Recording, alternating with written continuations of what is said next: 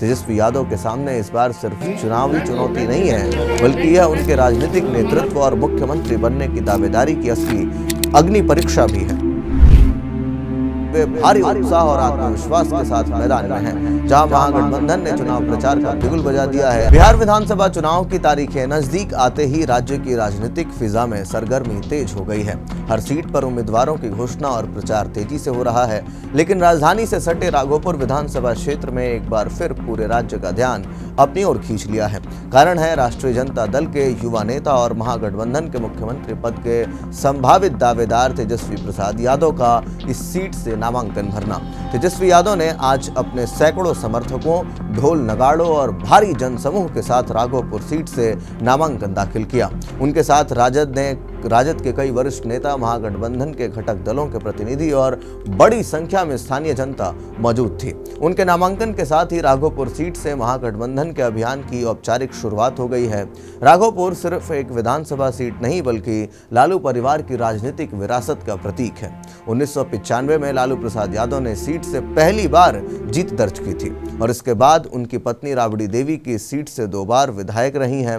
हालांकि 2010 में जब जनता दल यूनाइटेड के सतीश कुमार यादव ने राबड़ी देवी को हराया तो यह लालू परिवार के लिए एक बड़ा झटका था। तेजस्वी यादव ने 2015 में इस सीट को दोबारा अपने पक्ष में किया और 2020 में भी बड़ी जीत हासिल की।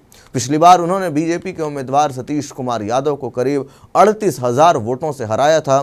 इस बार भी वे भारी उत्साह और आत्मविश्वास के साथ मैदान में हैं। जहां महागठबंधन ने चुनाव प्रचार का बिगुल बजा दिया है, वहीं एनडीए राष्ट्रीय जनतांत्रिक गठबंधन की ओर से अब तक कोई स्पष्टता नहीं है। राघोपुर जैसी हाई प्रोफाइल सीट से किसे उतारा जाएगा, इस पर अब तक कोई फैसला नहीं लिया गया है। नामांकन की अंतिम तारीख करीब आ रही है, लेकिन एनडीए खेमे में अभी भी सन्नाटा पसरा है। राजनीतिक विश्लेषकों का मानना है कि यह चुप्पी महज संयोग नहीं, बल्कि एक सोची समझी रणनीति भी हो सकती है। एनडीए शायद आखिरी मौके पर एक ऐसा चेहरा उतारना चाहता है जो तेजस्वी को सीधी टक्कर दे सके और जातीय समीकरणों को अपने पक्ष में कर सके। राघोपुर में यादव वोटरों का बहुमत है, जो परंपरागत रूप से राजद के समर्थन में रहा है, लेकिन इस क्षेत्र में कुशवाहा, सवर्ण और दलित समुदायों की भी मजबूत उपस्थिति है। एनडीए इन्हीं मतदाताओं को एकजुट कर तेजस्वी यादव को चुनौती देने की रणनीति पर काम कर रही है।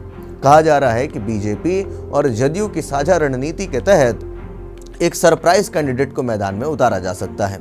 कोई ऐसा नाम जो न केवल यादवों में सेंध लगा सके, बल्कि शेष समुदायों का भी विश्वास जो है वो जीत सके। और इस बार मुकाबला और दिलचस्प हो गया है, क्योंकि राजनीतिक रणनीतिकार प्रशांत किशोर भी जनसुराज पार्टी के जो राघोपुर से उम्मीदवार उतारने की घोषणा जो है वो उन्होंने कर दी है।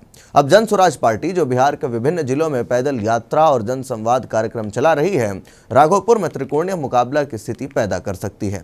अगर जनसुराज के उम्मीदवार को युवा या गैर परंपरागत वोट मिलते हैं तो यह महागठबंधन और एनडीए दोनों के लिए चुनौती बन सकता है, लेकिन इससे वोटों का विभाजन होगा और जो अंतिम परिणाम होंगे वो अप्रत्याशित भी बन सकते हैं। तेजस्वी यादव ने अपने नामांकन के बाद एक जनसभा को संबोधित करते हुए कहा कि राघोपुर की जनता ने उन्हें लगातार समर्थन दिया है और वे इस बार भी विकास और रोजगार के मुद्दे को लेकर चुनाव लड़ रहे हैं। उन्होंने कहा, हमने वादा किया था कि रोजगार देंगे और हमारी सरकार में हमने लाखों नौकरियों की प्रक्रिया शुरू की। अब वक्त है इसे और आगे बढ़ाने का।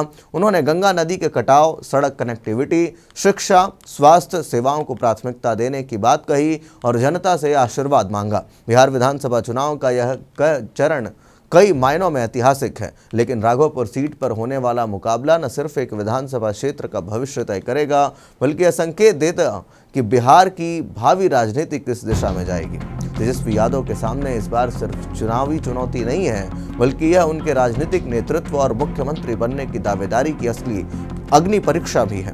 दूसरी तरफ एनडीए को अब जल्द फैसला लेना होगा कि वह इस मुकाबले में कौन सा चेहरा उतारेगा। राघोपुर का चुनाव इस बार केवल एक सीट की जंग नहीं, बल्कि बिहार के राजनीतिक भविष्य का अगला अध्याय लिखने जा रहा है। हमारी नजर इस सीट की हर हलचल पर बनी रहेगी।